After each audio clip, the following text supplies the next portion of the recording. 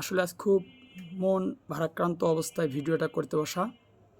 তার কারণ আপনারা ইতোমধ্যে দেখেছেন সোশ্যাল মিডিয়াতে যে নয়ন চন্দন নামে একজন সন্ন্যাসীকে কক্সবাজার কিভাবে নৃশংসভাবে হত্যা করা হয়েছে।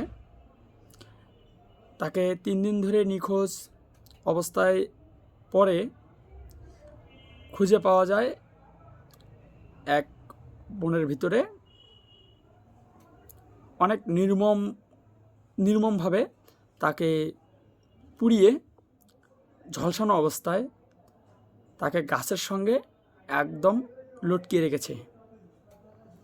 বিষয়টা কতটা হৃদয় বিদায়ক একবার নিজে উপলব্ধি করার চেষ্টা করুন, তাহলে আসলে বুঝতে পারবেন।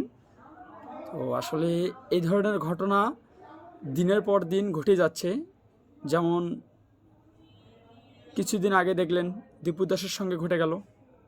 তো কোথাও কোথাও তার বিচার মিলছে না, কোথাও কোনো বিচার মিলছে না।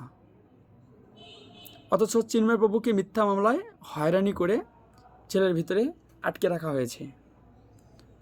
তো আসলে সরকার কি এগুলান দেখছে না নাকি এগুলানের সঙ্গে যুক্ত আছে আসলে বোঝা খুব মুশকিল। সনাতনীরা কি আসলে এদেশে থাকতে পারবে না এটা বলা মুশকিল।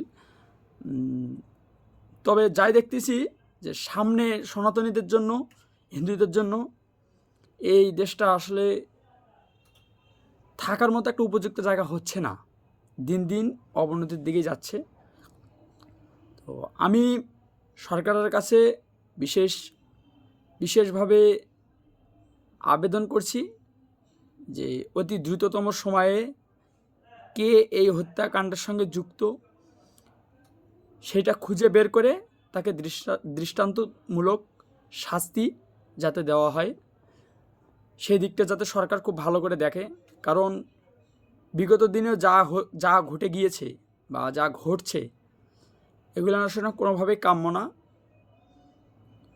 সকল সনাতনী এটার প্রতিবাদ ও নিন্দা জানান এবং সরকারের কাছে সকলেই সরকারের কাছে আবেদন করুন যাতে খুব দ্রুততম সময়ে এই নির্মম হত্যাকাণ্ডের বিচার হয়। আর ওনার পরিবারের পাশে দাঁড়ানোর জন্য আমি সরকারকে অনুরোধ করছি যাতে ওনার পরিবারের পাশে দাঁড়ান।